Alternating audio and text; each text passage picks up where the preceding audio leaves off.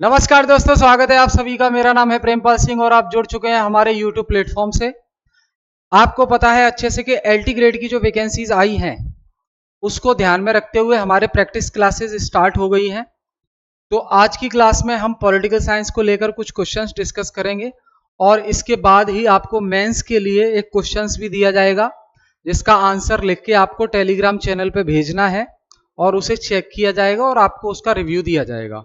ठीक है, तो बिना कोई देरी किए हम शुरू करते हैं।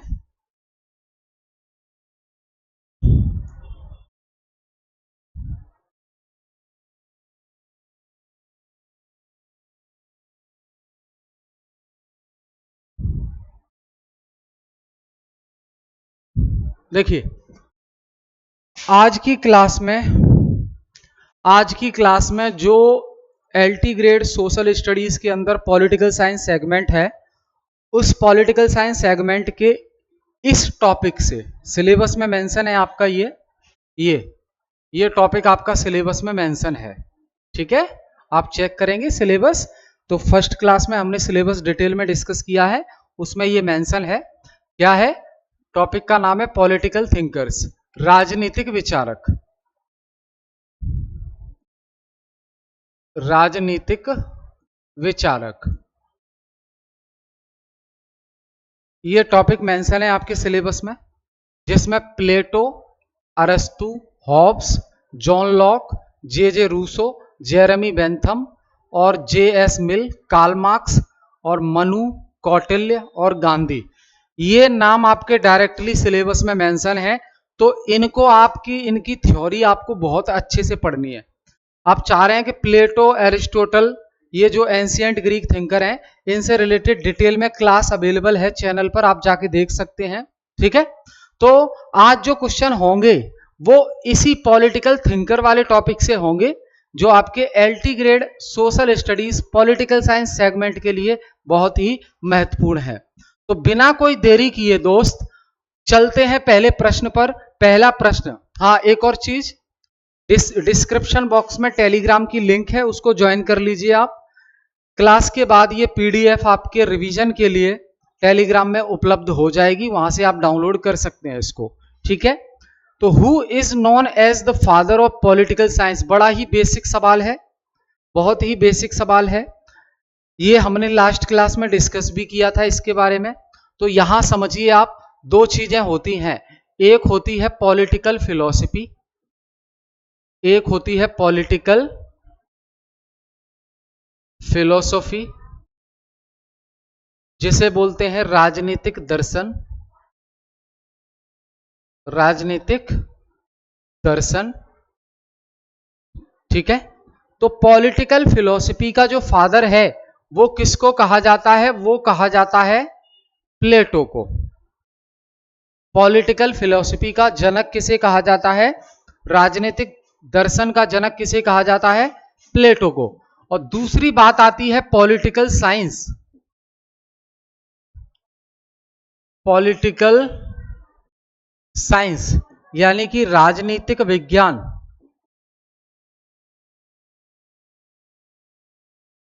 राजनीतिक विज्ञान, तो जब राजनीतिक विज्ञान का जनक पूछा जाए तो हमें याद रखना है एरिस्टोटल। एरिस्टोटल, एरिस्टोटल की एक बड़ी ही फेमस किताब है, एरिस्टोटल की एक फेमस किताब है, उसका नाम क्या है? The politics. एरिस्टोटल की फेमस बुक है द पॉलिटिक्स, ये प्रश्न भी पूछा गया है। ये अरस्तु की किताब है द पॉलिटिक्स। ठीक है, और प्लेटो की बुक की बात करें हम तो प्लेटो की बुक है द रिपब्लिक। द रिपब्लिक ये प्लेटो की किताब है और अरस्तु की किताब है द पॉलिटिक्स। ठीक है, याद रखेंगे। तो आंसर आपको मिल गया, father of political science Aristotle. ठीक है, ध्यान रखेंगे, एक्सप्लेनेशन PDF में है, आपके रिवीजन के लिए मैंने ऐड कर दिया है इसमें। ठीक है, ये देखो ये लिखा हुआ है, पॉलिटिक्स नाम की एक किताब है इनकी।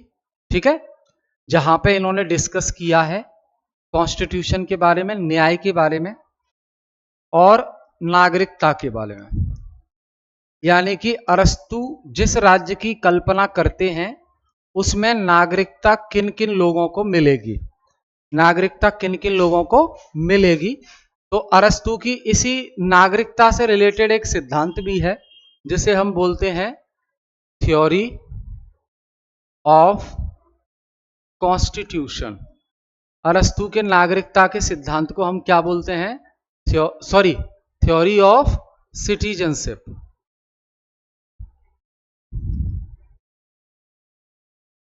थ्योरी ऑफ सिटीजनशिप, जिसमें वो कहते हैं कि बच्चों को नागरिकता नहीं मिलेगी, बुजुर्गों ओल्ड पीपल बुजुर्गों को नागरिकता नहीं मिलेगी, महिलाओं को नागरिकता नहीं मिलेगी। ऐसा ये नागरिकता के सिद्धांत में अरस्तु बोलते हैं। आई होप क्लियर है ये। और जी हाँ, ऑफलाइन बैच चल रहे हैं सेंटर पर, वीकेंड बैच भी अवेलेबल है वर्किंग पीपल के लिए जो जॉब करते हैं, सैटरडे संडे 3-3 घंटे की क्लासेस। तो ये वीकेंड बैच भी अवेलेबल है, आप सामने जो नंबर देख पा रहे हैं उस पर इंक्वायरी कर सकते हैं। सेकंड प्रश्न, according to Plato the state is an expression of which principle. Plato के अनुसार राज्य किस सिद्धांत की अभिव्यक्ति है। प्लेटो के अनुसार राज्य किस सिद्धांत की अभिव्यक्ति है, किस प्रिंसिपल को एक्सप्रेस करता है स्टेट। तो प्लेटो भैया न्याय की बात करते हैं। प्लेटो किसकी बात करते हैं, न्याय की बात करते हैं। और ये कहते हैं कि जो आपका किंग वाली क्लास है और एक है सोल्जर वाली और एक है आपकी प्रोड्यूसर, तो इसे कहेंगे शासक वर्ग, रूलिंग क्लास शासक वर्ग, इसे कहेंगे सैनिक वर्ग और इसे कहेंगे उत्पादक वर्ग, यानी कि व्यापार करने वाले, इसे व्यापारी वर्ग भी कह सकते हो आप।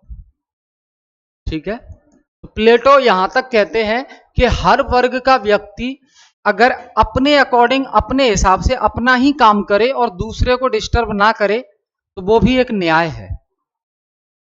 शासक वर्ग का काम है शासन चलाना, सैनिक वर्ग का काम है बाउंड्रीज की रक्षा करना, व्यापारी वर्ग का काम है व्यापार करना। अगर ये तीनों ही अपना अपना काम करते रहें और एक दूसरे को इंटरफेयर ना करें, ये ही न्याय है। ठीक है, तो आंसर हो जाएगा प्लेटो के अनुसार राज्य किस सिद्धांत की अभिव्यक्ति है, तो न्याय के सिद्धांत की अभिव्यक्ति है। ठीक है, ध्यान रखेंगे इसको। आगे देखिए,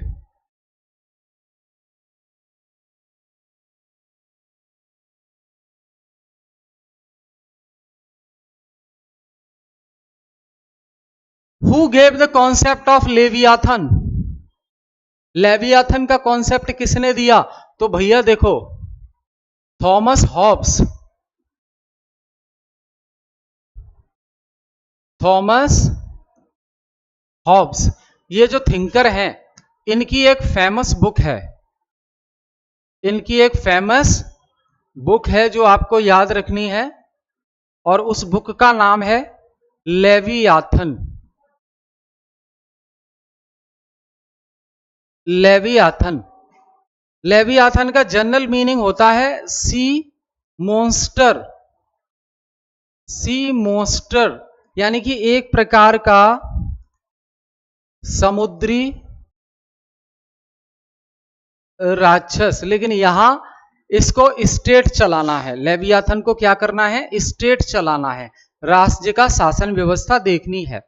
तो Thomas Hobbes in his book Leviathan described the state as an artificial monster created to avoid the anarchy of the state of nature. हमने जो पहली क्लास डिस्कस की थी उसमें ये हमने डिस्कस किया था कि हॉब्स का जो सामाजिक समझौते का सिद्धांत है, हॉब्स की जो थ्योरी ऑफ सोशल कॉन्ट्रैक्ट है, लोग सोशल कॉन्ट्रैक्ट में इसलिए आते हैं क्योंकि पहले वो स्टेट ऑफ नेचर में रहते हैं, प्राकृतिक अवस्था में रहते हैं। प्राकृतिक अवस्था वो स्थिति है जहां पर कोई नियम कानून नहीं होता, किसी की जान की सुरक्षा नहीं होती। जो पावरफुल है वो कमजोर को परेशान करता है, उसकी जान ले लेता है। तो हॉब्स ने कहा कि आप स्टेट ऑफ नेचर से निकलकर सोशल कॉन्ट्रैक्ट में आ जाओ और अपनी जो चीजें हैं वो लेवियाथन को दे दो और लेवियाथन बदले में आपकी सुरक्षा करेगा। समझ गए? तो हॉब्स के अनुसार लोग जो है सोशल कॉन्ट्रैक्ट के जरिए स्टेट का निर्माण करते हैं, इसलिए इस स्टेट को क्या बोला गया है? मानव निर्मित राज्य, artificial state, not a natural state. It's an artificial state where people come together and form a social contract and create a state which is known as artificial state. ठीक है? तो ये है आपके हॉब्स, लेवियाथन इनकी किताब है। आगे देखें,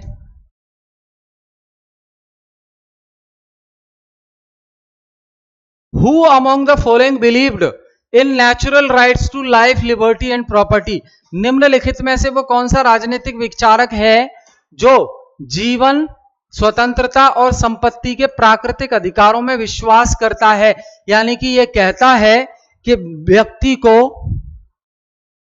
जीवन जीने का अधिकार प्राकृतिक है, स्वतंत्रता का अधिकार भी प्राकृतिक ही मिला है बाय नेचर, और संपत्ति रखने का अधिकार भी उसे प्राकृतिक रूप से ही मिला है। स्टेट कौन होता है उसको ये अधिकार देने वाला? प्रकृति से ही ये अधिकार मिले हैं, जीवन जीने के, स्वतंत्रता के और संपत्ति के। तो वो है कोई और नहीं, जॉन लॉक। जॉन लॉक व्यक्ति के जीवन जीने के अधिकार, स्वतंत्रता के अधिकार और संपत्ति के अधिकार की बात करते हैं। तो लॉक ने प्राकृतिक अधिकारों पर जोर दिया और कहा कि सरकार का कार्य उन्हें सुरक्षित रखना है, अन्यथा जनता को विद्रोह का अधिकार है। अगर सरकार किसी के जीवन जीने के अधिकार को या स्वतंत्रता के अधिकार को या संपत्ति रखने के अधिकार को हनन करती है, वायलेट करती है, तो व्यक्तियों को भी ये अधिकार है कि वो सरकार के खिलाफ विद्रोह कर सकते हैं, रिवेल कर सकते हैं। ठीक है? ये है जॉन लॉक। आगे देखिए,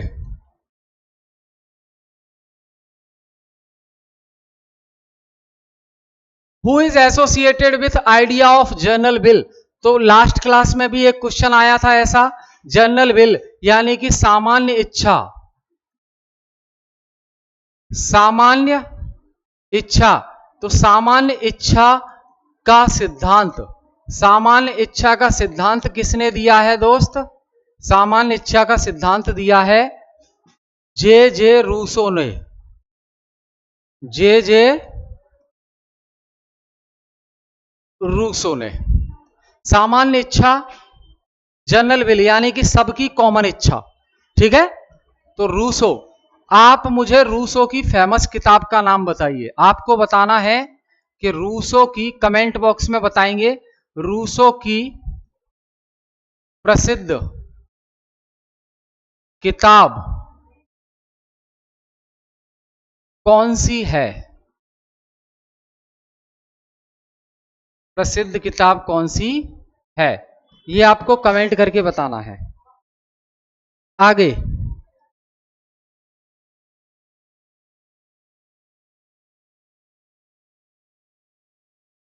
अधिकतम लोगों का अधिकतम सुख, यह सिद्धांत किससे संबंधित है? अधिकतम लोगों को अधिकतम सुख मिले, यह किसका सिद्धांत है? तो भैया जेरेमी बेंथम।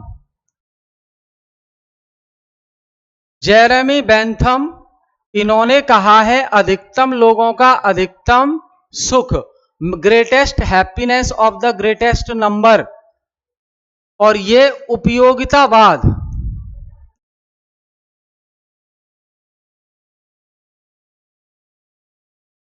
से संबंध रखते हैं, जीएस मिल भी रखते हैं। ठीक है? और ये जो अधिकतम लोगों का अधिकतम सुख है, इसको एक विचारक ने, पॉलिटिकल थिंकर ने क्या कहा है इसे कहा है pig philosophy. Pig philosophy, pig का मतलब है सुअर, पिग फिलॉसफी कहा है। तो ये जो आलोचना की है, अधिकतम लोगों के अधिकतम सुख की जो आलोचना की है पिग फिलॉसफी कहकर, तो कौन है वो आलोचक, वो नाम बताना है। कौन है वो आलोचक, किसने क्रिटिसाइज किया है, वो उसका नाम बताना है आपको। तो बेंथम हो जाएगा। आगे देखें,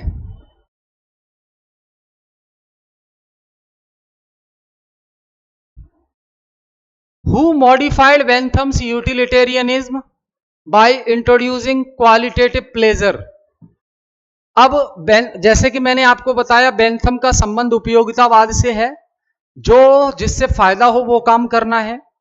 तो उपयोगितावाद में, बेंथम के उपयोगितावाद में किसने गुणात्मक सुख की अवधारणा जोड़ दी, क्वांटिटेटिव प्लेजर की अवधारणा जोड़ दी। तो मैंने आपको बताया पीछे कि बेंथम के साथ साथ जेएस मिल का भी संबंध है। तो बेंथम के में ही एक ऐड किया किसने, मिल ने, John Stuart Mill. John Stuart Mill ने एक चीज बेंथम के यूटिलिटेरियनिज्म में ऐड कर दी, और वो है क्वालिटेटिव प्लेजर, गुणात्मक सुख। गुणात्मक सुख, समझ रहे हैं? तो यहां पे John JS Mill introduced higher and lower pleasure, thus refining Bentham's quantitative utility. उनकी जो अवधारणा थी बेंथम की वो क्वांटिटेटिव थी, और इनकी है क्वालिटेटिव। इन्होंने क्वालिटी पर फोकस किया और उन्होंने नंबर पे, greatest happiness of the greatest number, अधिकतम लोगों का अधिकतम सुख, उन्होंने नंबर पे फोकस किया है। इन्होंने गुण पे फोकस किया है, क्वालिटी पर। ठीक है, आगे देखेंगे। ये सारे क्वेश्चन बहुत इंपॉर्टेंट है दोस्त। कोई भी आपकी क्वेरी है आप कमेंट करके हमें जरूर बताइए, अगली क्लास में उस क्वेरी को शामिल किया जाएगा। कोई डाउट है तो उसको सॉल्व किया जाएगा। Who propounded the theory of historical materialism. किसने हिस्टोरिकल मटेरियलिज्म का सिद्धांत दिया, ऐतिहासिक भौतिकवाद। तो भैया मटेरियलिज्म से संबंधित तो कार्ल मार्क्स हैं, जो बिल्कुल रियल बात करते हैं। कार्ल मार्क्स, कार्ल मार्क्स की फेमस किताब है दास कैपिटल। कार्ल मार्क्स की फेमस किताब कौन सी है, दास कैपिटल। अब कार्ल मार्क्स का एक बड़ा ही महत्वपूर्ण सिद्धांत है जिसे हम कहते हैं वर्ग संघर्ष का सिद्धांत, यानी कि theory of class struggle. Theory of class struggle, वर्ग संघर्ष का सिद्धांत इन्होंने बताया है, जहां पे दो वर्ग इन्होंने बताए हैं, एक पूंजीवादी वर्ग, एक वर्ग है पूंजीवादी और दूसरा है मजदूर वर्ग। और ये कहते हैं इन दोनों में आपस में संघर्ष चलता रहता है। पूंजीवादी यानी कि जो मालिक है वो चाहता है कि कम पैसा देना पड़े और ज्यादा से ज्यादा काम ले लिया जाए, और मजदूर चाह रहे हैं कि ज्यादा पैसा मिले और कम काम किया जाए, या जितना हम काम कर रहे हैं उसके अनुसार हमें पैसा दिया जाए।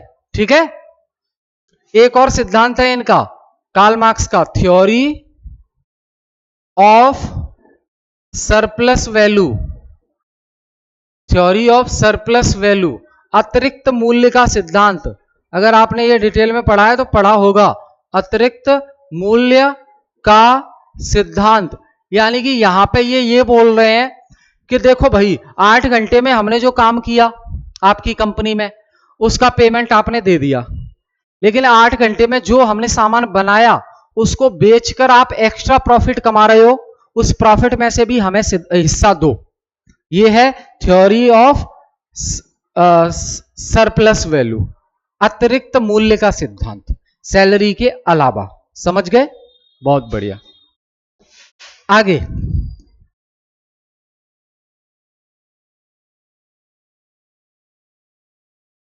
According to Manu social order is based on, Manu के अनुसार सामाजिक व्यवस्था किस पर आधारित थी? मनु के अनुसार सामाजिक व्यवस्था किस पर आधारित थी? तो धर्म पर। किस पर?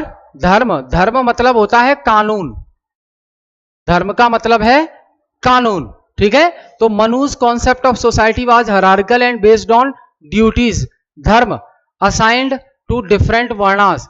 तो धर्म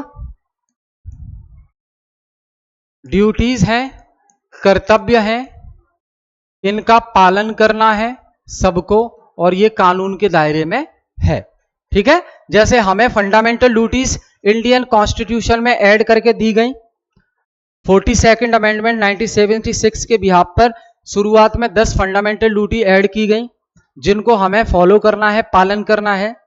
बाद में 86 अमेंडमेंट करके 2002 में 11वें नंबर की फंडामेंटल ड्यूटी जोड़ दी गई, जो कि पेरेंट्स के लिए थी कि अगर उनके बच्चे की उम्र 6 से 14 साल है तो वो अपने बच्चों को शिक्षा का अवसर प्रदान करें, ठीक है भाई, बहुत बढ़िया। कौटिल्य का अर्थशास्त्र किस विषय पर है? कौटिल्य का अर्थशास्त्र किस विषय पर है?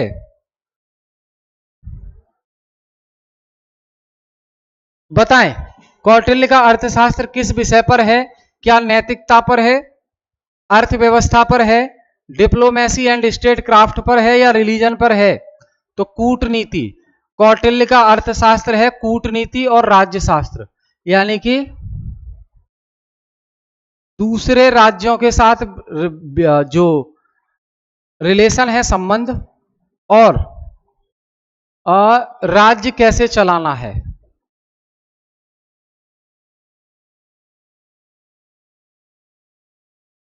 तो मैंने लास्ट क्लास में आपको बताया था, ये जो कौटिल्य हैं, इनका स्टेट क्राफ्ट के ऊपर, इनका स्टेट क्राफ्ट के ऊपर एक फेमस किताब है जिसे हम अर्थशास्त्र बोलते हैं, अर्थशास्त्र बोलते हैं। और वहीं एक मैकियावेली जो थिंकर हैं, मैकियावेली, इनकी स्टेट क्राफ्ट पर एक किताब है, स्टेट क्राफ्ट पर एक किताब है जिसे हम बोलते हैं द प्रिंस, द प्रिंस, ठीक है। कौटिल्य अर्थशास्त्र में राजा को बोलते हैं कि शासन कैसे चलाना है, और मैकियावेली द प्रिंस नाम की किताब में राजा को बोलते हैं कि शासन कैसे चलाना है, ठीक है, ध्यान रखना है आपको। आगे देखिए,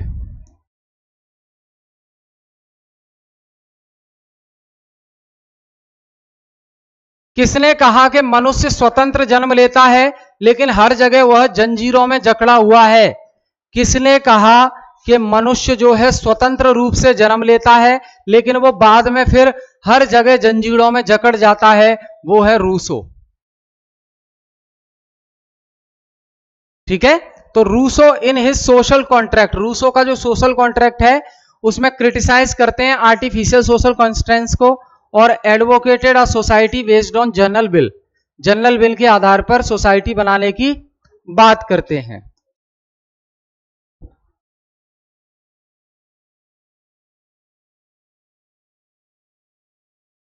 who among the following is consider the first modern political thinker?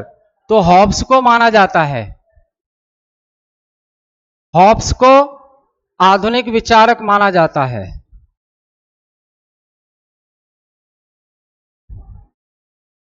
और रियलिस्टिक किसे कहेंगे?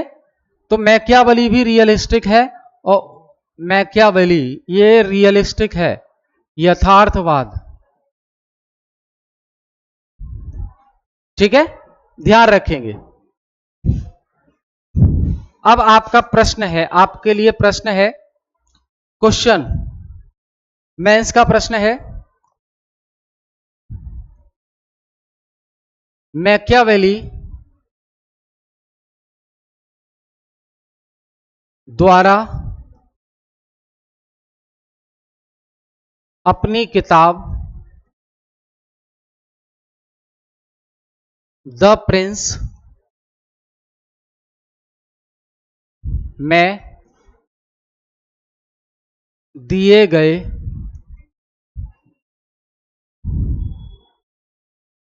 राजा के लिए निर्देशों का उल्लेख करें। मैकियावेली ने अपनी किताब द प्रिंस में राजा को कुछ निर्देश दिए हैं कि आपको कैसे राज्य चलाना है, तो उन निर्देशों का उल्लेख करना है और टेलीग्राम चैनल की लिंक डिस्क्रिप्शन बॉक्स में है, इस पर लिखकर आप फोटो क्लिक करके भेज दीजिए, उसको रिव्यू करके आपको फीडबैक दिया जाएगा। ठीक है, हम फिर मिलेंगे नेक्स्ट क्लास में। बहुत बहुत धन्यवाद।